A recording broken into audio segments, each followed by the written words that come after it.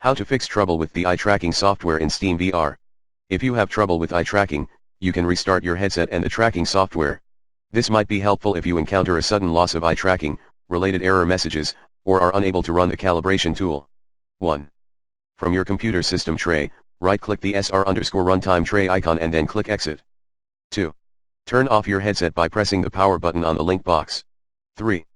Wait at least 5 seconds, and then press the power button on the link box again to your headset back on. 4. On your computer, restart SR_runtime. Tip: if you can't find the eye tracking software, make sure it's been installed correctly. See installing the eye tracking software at https://support/viv-pro-i/installing-eye-tracking-software.